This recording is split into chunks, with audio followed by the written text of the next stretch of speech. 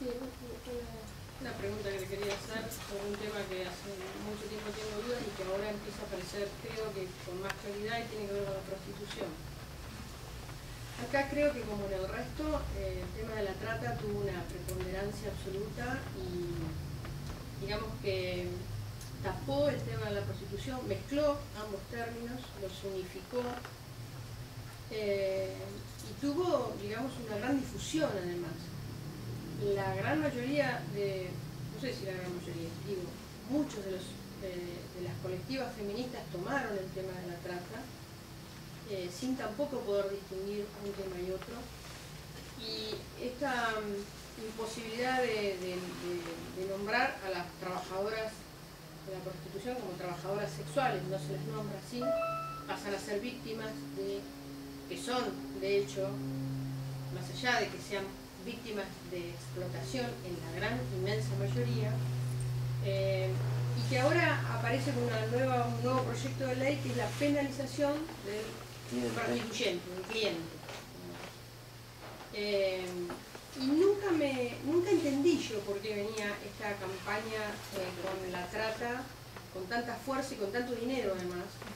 ¿A qué obedecía? Si era para evitar el tráfico de mujeres hacia Europa, si tenía que ver con la invisibilización de la prostitución como un tema social. Esto de penalizar al cliente creo que termina todo un ciclo, ¿no? Donde obviamente también hay diferencias.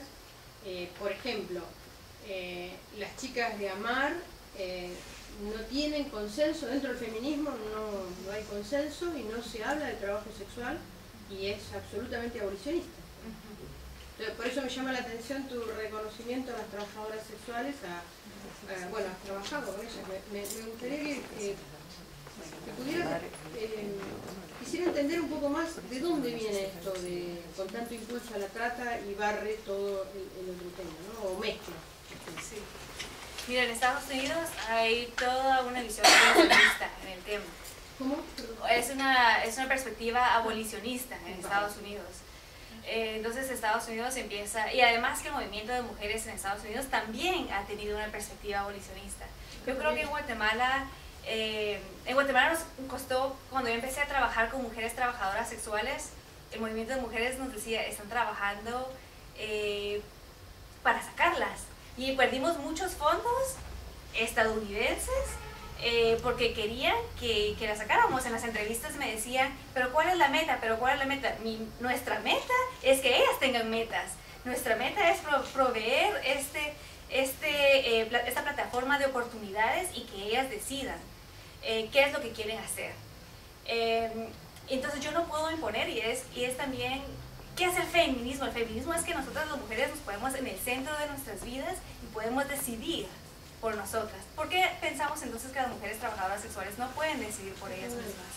¿Por qué tenemos esta actitud paternalista? Pero las mujeres todas podemos decidir, menos las mujeres trabajadoras sexuales. Ellas no pueden decir que quieren estar en trabajo sexual, o que pueden hacerlo, o que lo pueden ejercer por ellas mismas y a ganar su plata ellas mismas. Entonces, sabes, nos costó mucho en el movimiento de mujeres y yo creo que todavía, ahora que yo estoy fuera del país otra vez, creo que las compañeras están teniendo un momento difícil y esto no solo pasó aisladamente en los países con estas leyes de trata, pasó por la influencia de Estados Unidos, la influencia que viene desde la ONU, como les decía, en el 2006, cuando la OIT... Yo lo tengo, digamos, creo que lo vislumbro. Lo que no entiendo es el objetivo político de eso. Digo, ¿por qué Estados Unidos tiene una intencionalidad abolicionista, una postura abolicionista respecto a la prostitución? Yo creo que arrastra todos los movimientos, digamos, feministas y mujeres. Sí, ¿sabes? Yo creo que no hay un debate social acerca... Se confunde, como tú dices, el trabajo sexual con la prostitución, nada más se habla de prostitución y prostitución es todo bajo la misma sombría. El año pasado, en julio del año pasado, estuvimos en la Casa Blanca y fue muy interesante porque fue la conferencia internacional del VIH-Sida y Obama dio como unos reconocimientos y reconoció a Mujer, la organización en Guatemala, como una organización que ha hecho cambios en la región Y fue súper interesante porque había organizaciones de mujeres trabajadoras sexuales en la audiencia que dijeron, de aquí nos vamos a agarrar, porque Obama está ahora reconociendo una organización de mujeres trabajadoras sexuales afuera, ¿por qué no lo reconoce aquí? ¿Por qué no lo reconoce a nosotras? Porque ¿no? mujeres de Guatemala, de trabajadoras sexuales de Guatemala. Sí, la organización mujer, claro. sí. Entonces, entonces yo creo que es mucho más fácil mirar fuera, ¿no? Pero yo creo que ahí hubo una apertura y en ese entonces me reuní yo con USAID, que es la agencia donante de Estados Unidos para afuera, porque hay una ley en Estados Unidos que no permite que las organizaciones que trabajen con mujeres trabajadoras sexuales reciban fondos. O sea, es todo... A mí lo que se me ocurre es que a través de la prohibición, lo mismo que con las drogas, genere muchísimos más recursos que legalizándola, digamos, que despenalizando. Me da esa sensación, digamos. Es una de las fuentes de dinero muy importantes a nivel mundial. ¿Qué pasaría si eso dejara de tener esa prohibición y esa posibilidad de que de ahí vivan cuerpos policiales, etcétera, etcétera, etcétera? Si toda esta ilegalidad que hace que ese dinero no sea en blanco, por ejemplo. Sí. Porque no se me ocurre otra cosa, ¿no? Sí, sabes, yo pienso que es una cuestión histórica abolicionista, donde el movimiento de mujeres todavía no ha adquirido nuevas perspectivas. Es muy difícil hablar de esto dentro del movimiento de mujeres en Estados Unidos. Pero sí, hay mucho dinero que se maneja a través de eso, y además que en Estados Unidos, yo creo que mucho más que en Guatemala, podemos hablar de una opción del trabajo sexual, donde las mujeres tienen un poco más, no completamente oportunidades, pero un poco más de oportunidades para poder estudiar y para poder ejercer una carrera, que las mujeres escojan estar dentro del trabajo sexual como escorts o sea, podemos hablar más de una opción, ¿no? de un escoger, de yo escojo esto como mi carrera, o yo escojo esto para financiarme los estudios. Yo creo que también tiene que ver mucho con las drogas, porque hay toda una división de las mujeres que son escorts para la policía, para los políticos en Washington DC, hay mucho de eso. Las mujeres que ejercen trabajo sexual para los que están en posiciones de alto poder, y las mujeres que ejercen el trabajo sexual en la calle, que tienen una dependencia muchas veces, no siempre, de drogas.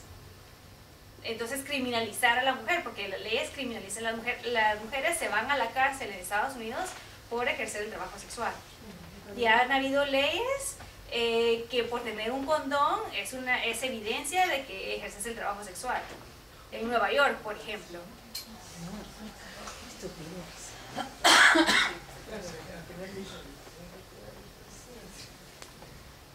No, gracias por la pregunta. Sí, buenísima pregunta. Ahora la voy a llevar, si me permites, la llevo a Estados Unidos y se las hago a mis compañeras feministas. Sí, me gustaría aclarar que no es un trabajo, no es por considerar la prostitución como un trabajo, sería un trabajo en todo caso que uno no desearía, que está dentro del mundo capitalista, donde las relaciones sexuales tienen que hacerse a través de intercambio de dinero, digamos, no es algo como en todas las demás cuestiones que se lucra con las ideas que se venden, con las ideas, no es algo deseable que una mujer tenga que hacer o un hombre la prostitución.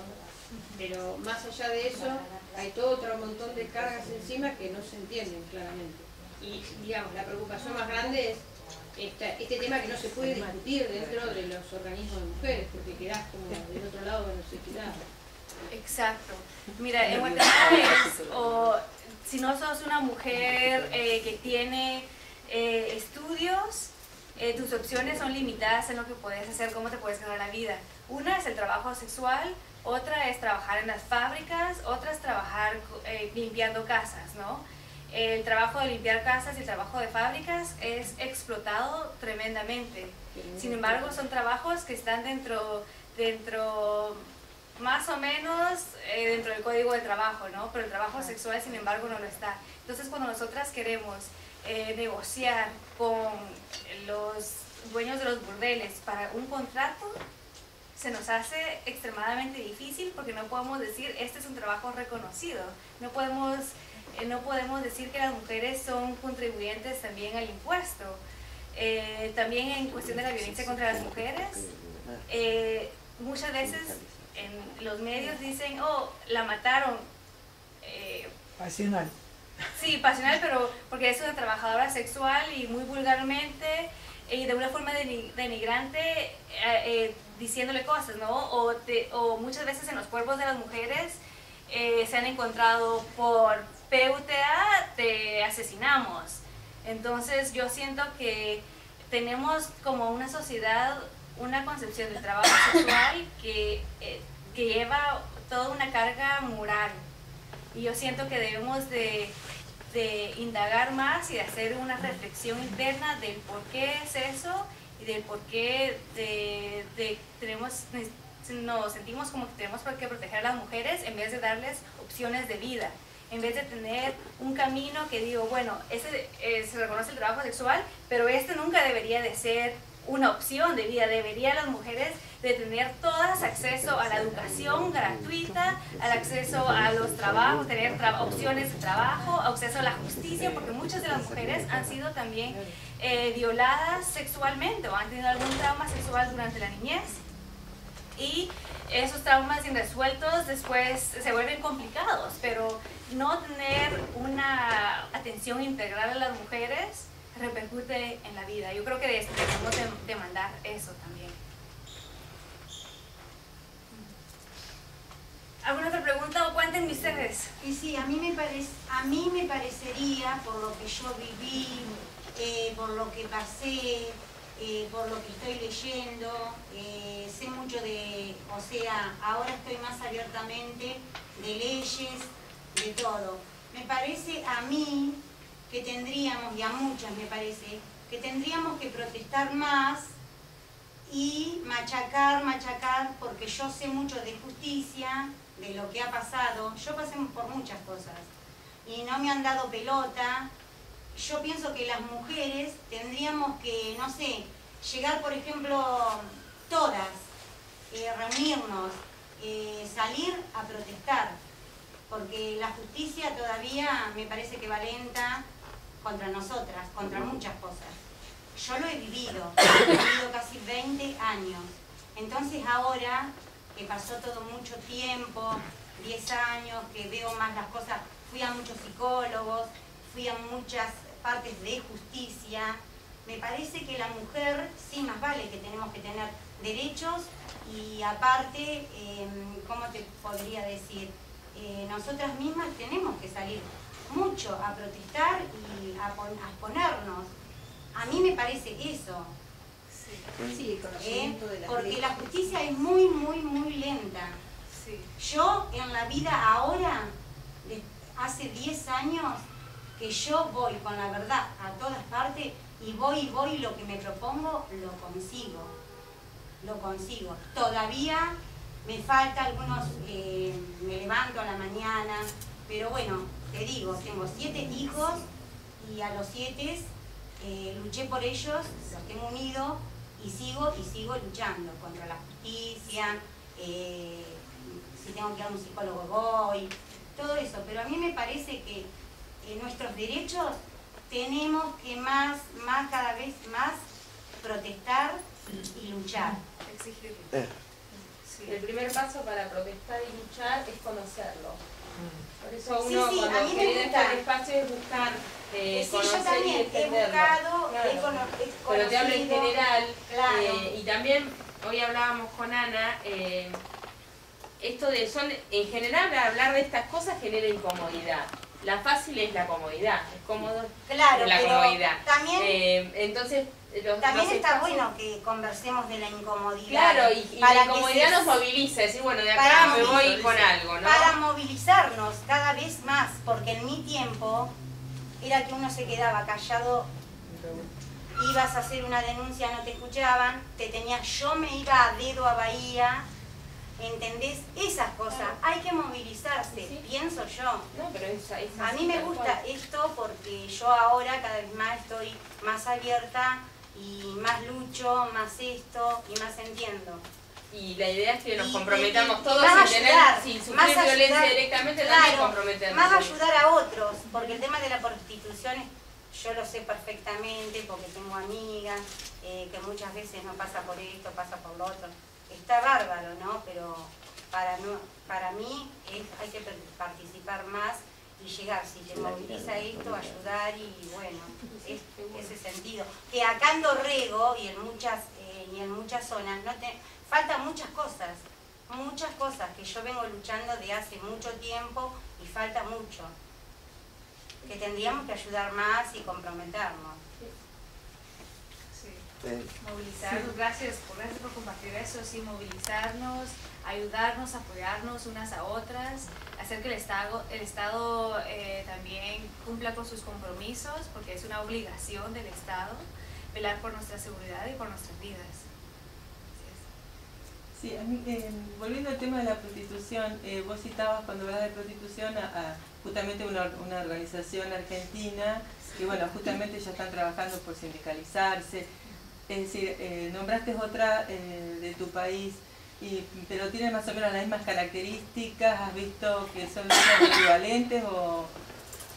Sí, cuando yo llegué a Guatemala había 3 organizaciones que estaban trabajando con mujeres trabajadoras sexuales en cuestiones de la salud. Yo decidí irme por varias razones, pero una de ellas fue porque yo escuché una entrevista de radio donde 2 mujeres trabajadoras sexuales que jugaban fútbol estaban reivindicando sus derechos.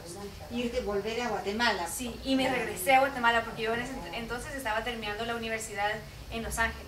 Entonces, a partir de eso, yo decido regresar, me llevo a mi compañera de habitación conmigo, nos comprometemos a ir a Guatemala y de una visión muy occidental, honestamente muy occidental, decidimos abrir o enseñarles a las mujeres a leer y escribir. Yo sé leer y escribir desde que tenía 6 años, ellas no lo saben, vamos a enseñarles desde una visión muy occidental. Esa visión me la quitaron en 2 o 3 días de conocer a las mujeres. Entonces llegamos al Distrito Rojo de la Línea y empezamos a conocerlas y a deshacernos, a desaprender todas las ideas erróneas que teníamos acerca de las mujeres trabajadoras sexuales y decidimos hacer un compromiso indefinitivamente. Eventualmente tenemos una organización ahora no gubernamental que se llama Mujer y trabajamos en abrir espacios de empoderamiento. Eso significa talleres de autoestima, talleres de alfabetización también en la computación, inglés. Para nosotros los talleres son el ancla, sí, el gancho.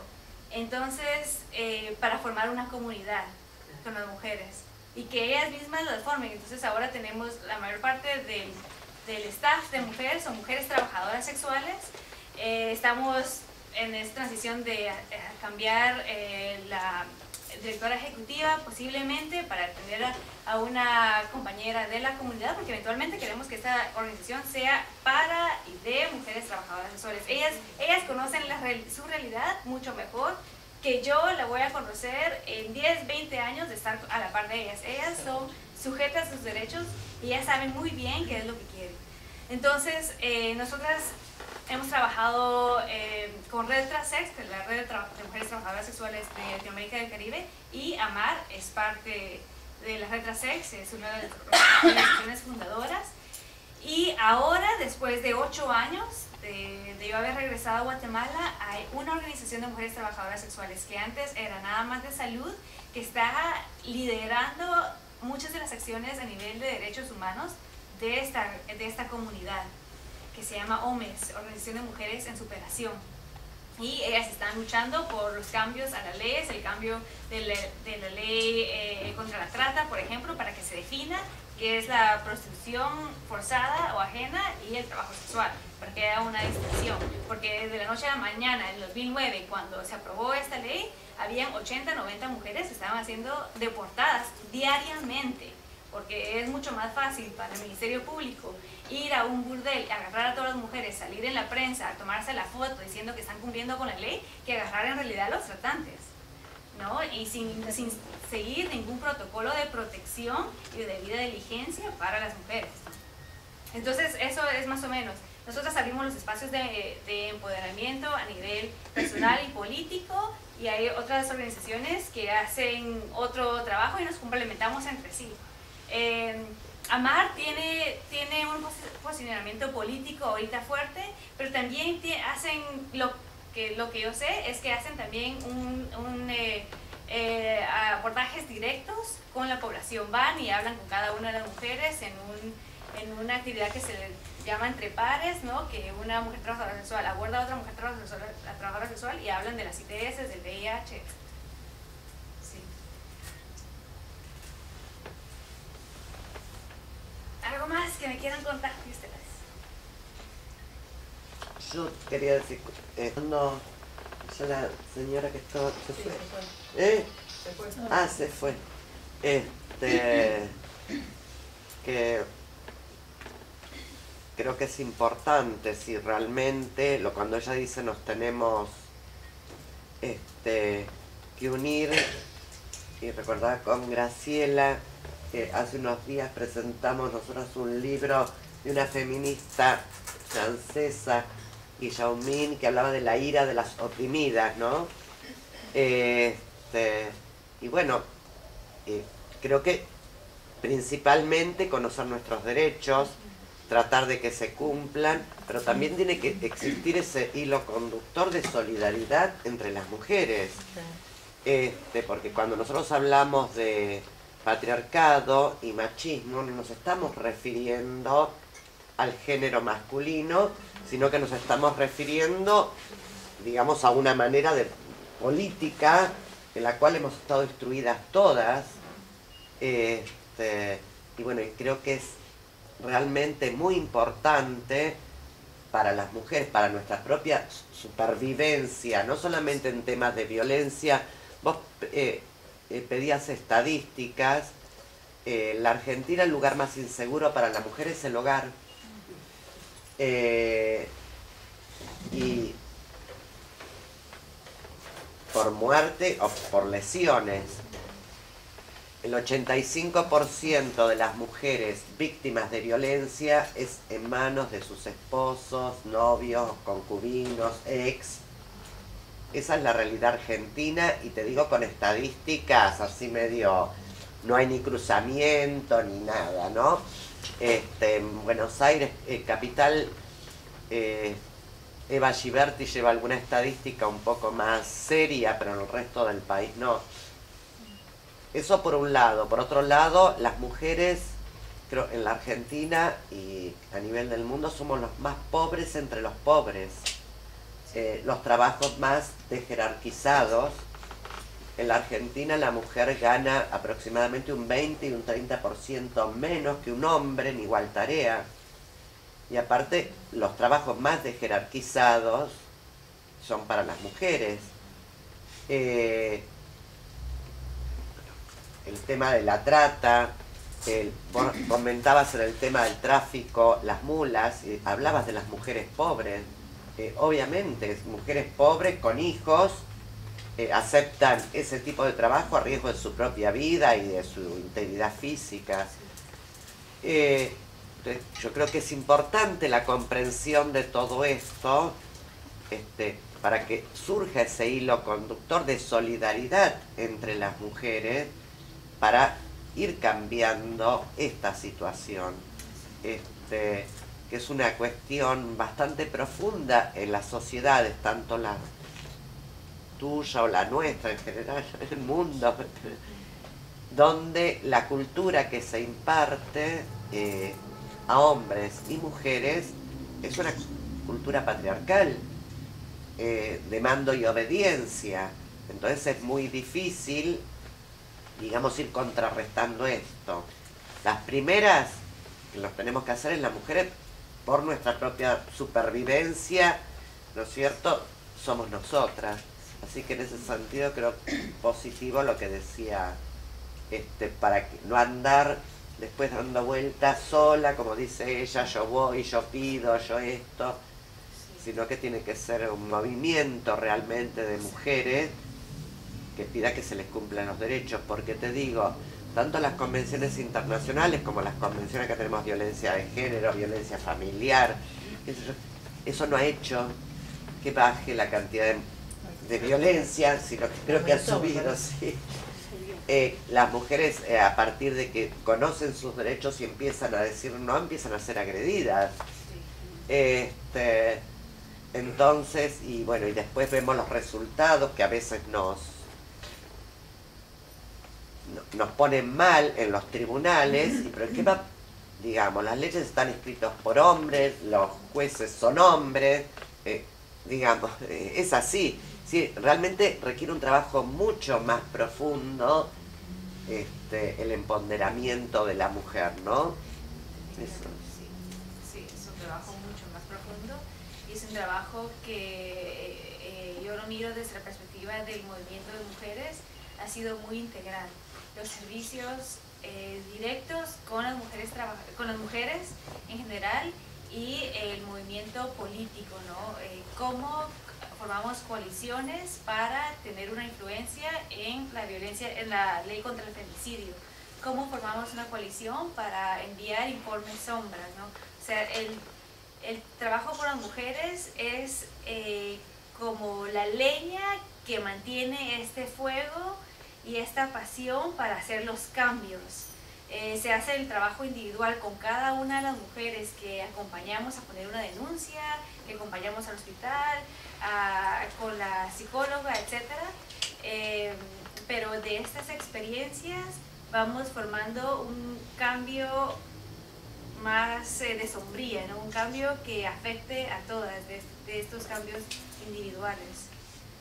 Pero sí, estoy completamente de acuerdo contigo que el empoderamiento de las mujeres a nivel, como movimiento de mujeres, es algo que tenemos que retomar y llevarlo, las mujeres sí. Y llevarlo siempre como base, como el trabajo de base. Y yo digo, bueno, aprovechar que en casi todos los estamentos de la educación y ni hablar en los hogares somos las mujeres, casi siempre las que estamos a cargo de la educación de niñas y niños, y bueno, ¿no? Es como que posible el lugar para los cambios. Contra los hijos también, por vengarse de la mujer. Sí, matan a los propios hijos, como el año pasado esa mujer acá, que mató al propio hijo por hacer mal al padre porque tuvo una infidelidad. Y bueno, ha llegado al extremo de que los chicos pagan los platos rotos mal. Sí. Porque una mujer matar a su propio hijo me parece que es tremendo, tremendo. Y los padres también. Y los padres también por hacerle mal. Sí. Sí, por hacerle mal a la mujer. Yo creo que, perdón, me parece que lo que quería decir Laura es que de repente nosotros somos mujeres y formadoras de esos niños. Entonces, ¿qué responsabilidad nos cabe como educadoras, ¿no? En el hogar para formar esos niños que no sean con una mirada patriarcal? Claro. Que el día que sean hombres no sean. Claro, Lo que pasa es que también la sociedad está tan contaminada que por más que bueno, pero de una vos manera, fíjate el cuánto afuera podés los, hacer. como que los traga. Sí, bueno, pero uno puede ir haciendo, si uno lo hace en el hogar, el maestro en el... Claro. Ahora, si al nene le hacís jugar a la pelota y a la nena le decís no podés jugar a la pelota, no te sientes así, casi no se sienta la señorita. Ahí ya estás metiendo jerarquías de género, culturales, que no tienen nada que ver. Sí, y como también no asumimos ese papel como mujeres, como nuestro papel de formadoras, ¿no? Pero es un papel compartido con nuestras parejas. Entonces, como también nuestras parejas juegan un rol en romper con estos patrones machistas. Claro. Si yo pensaba cuando hablaba, compañera que se ha ido, como yo leía en lo que ella estaba diciendo, como que se ha sentido sola. Y también es, no la conozco, la primera vez que la escucho, no sé si le alcancé a ver la cara, pero digamos, esto también es una cuestión muy importante, que cuando las mujeres nos reunimos y hablamos algo, seguramente somos chismosas o siempre hay connotaciones negativas, mientras que las agrupaciones masculinas están bien vistas y legitimadas. Es decir, para que una chica vaya a jugar al fútbol, es decir, tuvieron que pasar un montón de cosas para que eso ocurriera.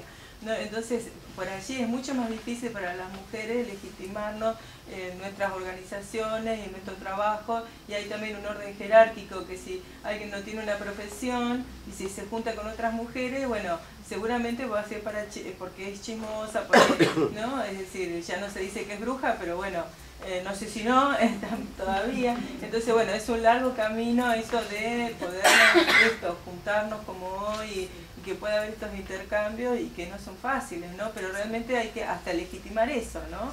Que las mujeres podemos juntarnos a hablar de nuestras cosas y que es una instancia necesaria, ¿no? Que no ha sido tan natural, digamos, ¿no? Sí, por ahí a veces como nos cuesta también romper con ese discurso es un mandato muy fuerte. Romper, porque claro, vos traes todo tu bagaje, toda tu historia. Es decir, vos venís de una familia por ahí literalmente patriarcal, sin ser violento, padre o madre, vos una concepción que te atraviesa. Es decir, uno romper en la cotidianeidad y que se visibilice eso que no queremos que nos sigan poniendo bajo el tapete. Es decir, ¿cuánto de responsables somos nosotras? Pero como colectivo también. Nosotros somos víctimas. Claro, Poner el tema de la responsabilidad en la mujer, nosotros somos víctimas, no responsables. ¿Me explico? Pero... Por eso te digo, ahora las mujeres, porque digamos, el patriarcado ahora da la vuelta, ¿sí? Y dice, la culpa es de ustedes, porque ustedes crían a los hijos. Escúchame, como cuando la mujer dice, basta, no, pum, ¿viste? Escúchame. Entonces, nosotros somos víctimas. Nosotros tenemos una cultura heredada, y como yo siempre digo, decía una publicidad de cigarrillo, hemos recorrido un largo camino, muchachas, pero nos falta mucho más. Tenemos una cultura, y obviamente con respecto a nuestras madres, a nuestras abuelas, hemos avanzado un montón. Pero nos falta. Votamos. Hasta votamos, exactamente. Hasta no le tenemos que pedir autorización al marido para ir a trabajar. Hasta tenemos la patria potestad de nuestros hijos. Hasta nos podemos divorciar. Hasta podemos elegir el lugar donde vivir y no como antes que lo elegía el marido. Hasta no perdemos el apellido cuando nos casamos. Hasta un montón de cosas, esa es la verdad. Pero la cultura que se transmite sigue siendo patriarcal. Cuando, digamos, dentro de una pareja hay un orden jerárquico que uno manda y el otro tiene que obedecer, eso es el origen de la violencia. Eso es origen. Bueno, esa cultura que por ahí a la abuela nuestra le decía a nuestra mamá, no, pero tenés que aguantar como aguantaron ellas, pobres, ¿no? Claro, tenés que aguantar que esto, que el otro. Hoy por hoy vemos que las mujeres no aguantan, digamos, pero del otro lado, ¿qué es lo que está ocurriendo? Los femicidios. Digamos, ese no aguante de la mujer, porque el hombre sigue sintiendo que esa mujer le pertenece. ¿Cómo me vas a dejar? ¿Cómo te vas a llevar los hijos? Y él sigue hablando, los hombres, los chicos me los llevo yo, pero hoy la patria potestad es compartida, la mujer lo puede pelear. ¿Me explico? Entonces viene todo ese problema de la violencia. Obviamente el tema cultural, digamos, realmente yo opino tendría que haber una revolución para cambiar todo esto. ¿Me Mónica, explico? una pregunta para entender, digamos, el alcance de los cambios y el tiempo. ¿Cuánto hace que la mujer tiene la patria potestad? Desde el año 1985, la patria potestad compartida. 85, 95, 2005, hace 20 y pico años no tenía patria sobre sus propios Sobre sus hijos. Los hijos pertenecían al padre. Entonces, cuando se separaba, era real cuando él decía, te saco los chicos. Pero lo más lindo es que lo siguen diciendo hoy, porque ellos también se los transmitió su padre. Pero ya hoy no es así. ¿Me explico? La mujer lo puede pelear. Pero después, ¿qué pasa en el tribunal? Supongamos que esa mujer se enamoró de otro tipo. Y el que tiene que juzgar es un juez, que es patriarcal y machista. ¿Me explico? ¿Me entendés? Y él está pensando, pero, qué sé yo, esta basura, le metió los cuernos a este pobre hombre. Ahora, cuando es el pobre hombre que le mete los cuernos a la mujer, y dice, no, y está todo bien, me explico, porque los hombres necesitan muchas mujeres. Por eso les digo, es un camino, nosotras como mujeres, bueno, acá ha habido en Dorrego, que a mí siempre me sorprende, ¿no? Muchos hechos de violencia, pero horribles, ¿no? Realmente espantosos. ¿Ves la soja? En la soja transgénica, ay, no sé, pero a veces me da un poco de miedito venir a Dorrego. Y uno ve los comentarios cuando ocurren hechos de violencia contra mujeres, y uno escucha a otras mujeres, y bueno, pero vos viste a la hora que salía, a la mujer la descuartizaron, la quemaron, y pero vos viste cómo estaba vestida. Me explico, a eso vamos, que tengamos otro sentido, ¿no es cierto?, de las cosas, porque si nosotras no damos vuelta ese propio discurso, nosotros no podemos tener el discurso de los que nos tienen aplastada. ¿Me explico? Ahí tenemos que cambiar nuestro propio discurso, ir viéndolo. Bueno. Claro, pero en ese sentido lo dijo la compañera, que en algún punto ahora hay un... Eso, sí, me parece, ¿no? Sí. En ese sentido, que hay un punto que también tenemos que pensarnos, ¿no? Claro, en ponderarnos nosotras mismas, no vamos a esperar una vez que nos damos cuenta de eso, tenemos que ser consecuentes con eso que estamos viendo. Y ya no somos las mismas que antes. No. Generamos problemas en muchos lados y no... Es así. Somos revolucionarios. Coincido con Mónica cuando decía el tema de víctimas, porque pasa uno en el mismo círculo de mujeres que cuesta, cuando la otra señora decía que hay que solidarizarse y uno pretende transmitir y abrir ese mapa conceptual de la solidaridad, y las mismas mujeres, nuestros pares, en los núcleos que nos movemos, tienen miedo, sigue trabajando muy fuerte el miedo, y me ha pasado con amigas que por ahí le invito a estas charlas, le he invitado a las marchas. ¿Qué dice en la casa? ¿A dónde va? Y salir hoy de tu casa a esta hora temprano. ¿Pero a dónde vas y qué hablan? Me daba risa porque, claro, 3 y pico de la tarde veníamos para acá, salir vestida de rojo. Sí. Voy a la Casa de la Cultura, escuchar una cosa muy interesante por la que quiero... ¡Apa! Y digo, la cultura esa, qué fuerte que está sellada, ¿no? Sí, más aún en lugares pequeños como acá. Eso. Sí, quizás en una ciudad pasa sin importancia, es más grande. Pero acá, que somos más identificadas, Salís somos, a una marcha, claro, sos raritas, estamos como más cautivas. Sí, lo que pasa cuando hasta la justicia piden pruebas, cuando una mujer hace una denuncia, sus mismos pares no quieren salir de testigos, amor o por lo que sea. Y esa mujer que no está fortalecida, si no tiene ese acompañamiento, seguramente que queda en la primera denuncia y regresa a su hogar, porque no encuentra el apoyo en la sociedad que necesita para poder superarse y salir adelante. Es verdad eso, lo que necesita es acompañamiento. Por lo menos para los primeros pasos. Si no tiene acompañamiento, abandona enseguida. Enseguida. Sí, yo lo siento. Pero lo que pasa es que la misma justicia, yo ahora cuando recién la escuchaba acá a la doctora, pensaba sí, en cosas, pero hasta en temas que uno dice, ¿cómo se nota que prevalece el machismo? Yo he ido a una audiencia de alimentos en donde yo pedía por la mujer que tenía que ser la alimentada. Y el alimentante, el señor vendedor de libros. Entonces el juez dice, no me imagino lo que debe ser el ingreso de un vendedor de libros.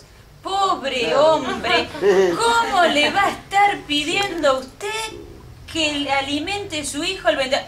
Yo no podía creer lo que escuchaba, realmente, no podía creer. Que lechuga, no pero vende algo, le tenés. Pero claro, pobre, y en la criatura, ¿qué culpa que lo alimentara la madre docente? Bueno, pero docente. Claro. No, tal cual. No, yo la verdad que no lo podía creer. Departamento Judicial Bahía Blanca. No, pero sí hay aclaro, no voy a dar nombre, pero hay cosas aclaro. peores. Terrible, algo que no te entra en la cabeza. Realmente. El machismo es bravo. Entonces, claro, ¿cómo se nota? libro, sí. ¿Pero se hacen ricas las vendedoras? No, los vendedores de libros son todos unos estafadores. Yo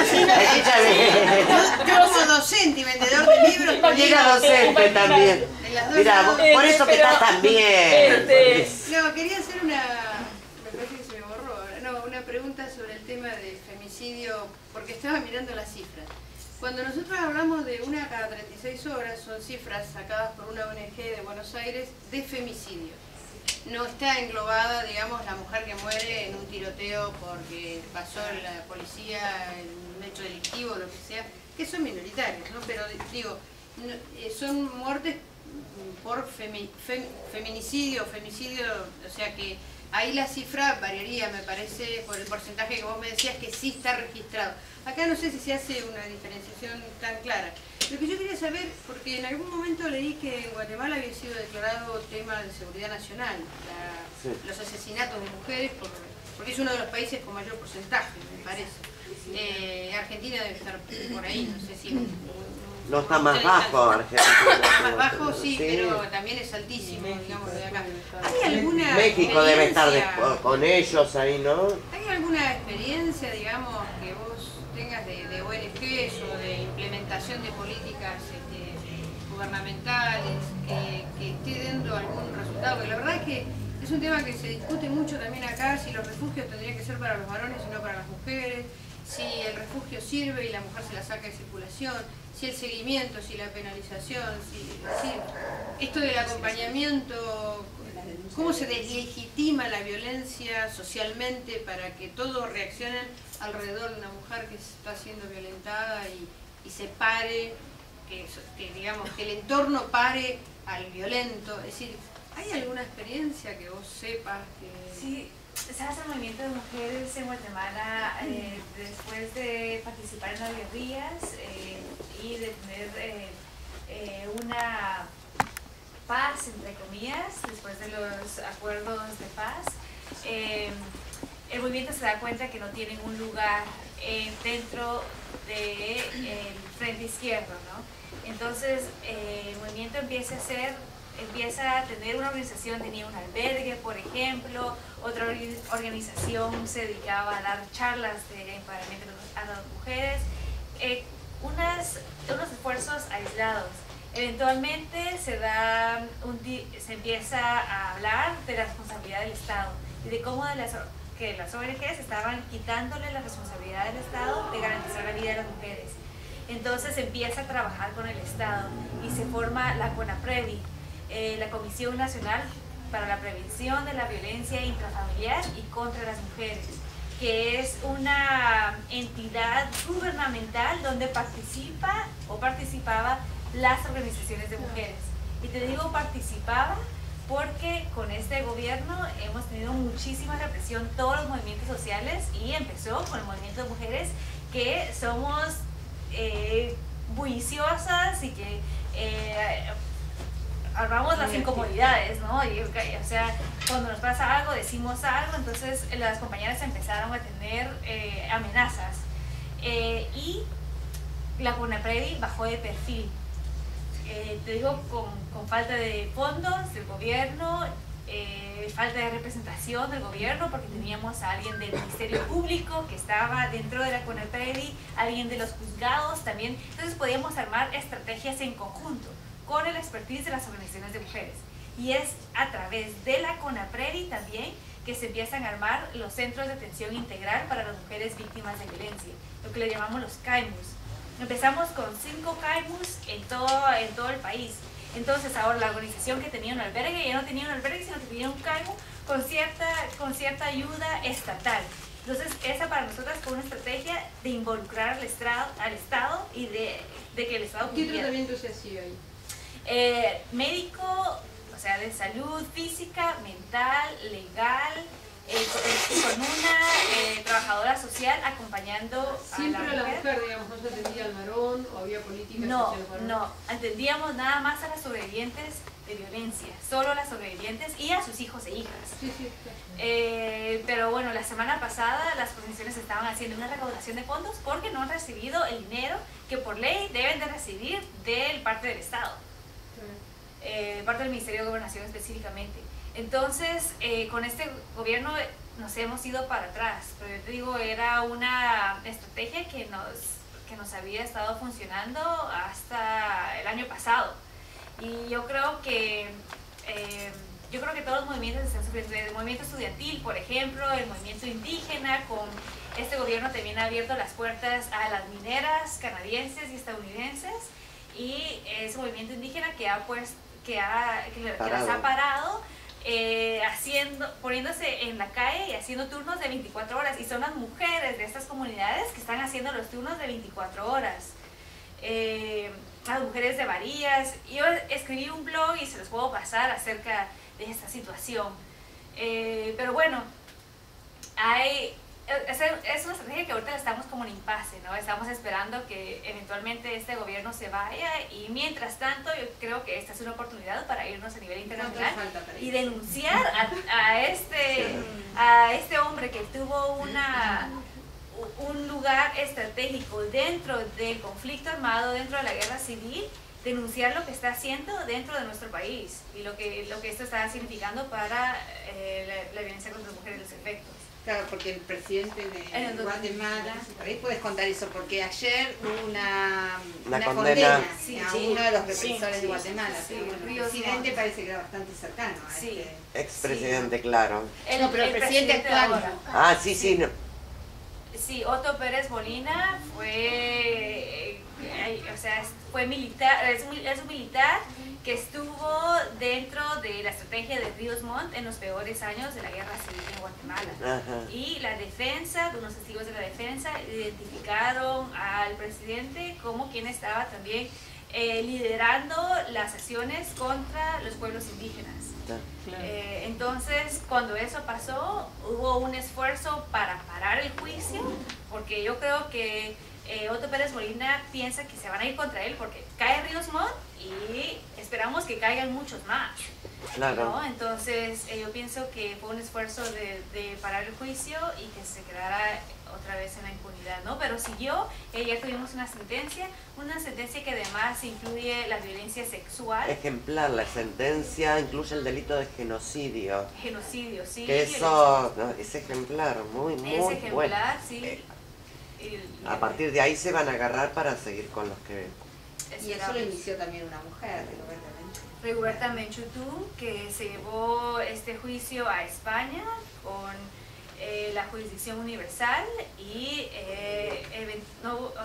no pudo porque el gobierno dijo que no había las herramientas de Guatemala no estaban exhaustas, entonces se regresó. Empezó, y ahora, claro. Exacto, y ahora tenemos lo que tenemos, ¿no? Pero también una jueza, la jueza Barrios, que ha tenido un valor en este juicio tremendo, y es de reconocerle también la visión que ha tenido, y de las organizaciones de mujeres también, que también tuvieron la visión mucho antes de tener testigos de violencia sexual y de venir trabajando con las mujeres que sufrieron violencia sexual durante el conflicto por décadas, y que ellas pudieran testificar ahorita en el juicio. Bueno, entonces es algo histórico, yo creo que es algo que también les va a servir de precedente a cortes inclusive internacionales, y se me viene a mí la Corte Penal Internacional, que no ha podido, en la única sentencia que tiene, no pudo tener una sentencia por violencia sexual cuando había pruebas suficientes. Pero bueno, ahí vamos, luchando por la justicia. El movimiento de mujeres ha sido crucial en toda esa lucha. Así es. ¡Por la vía de las mujeres!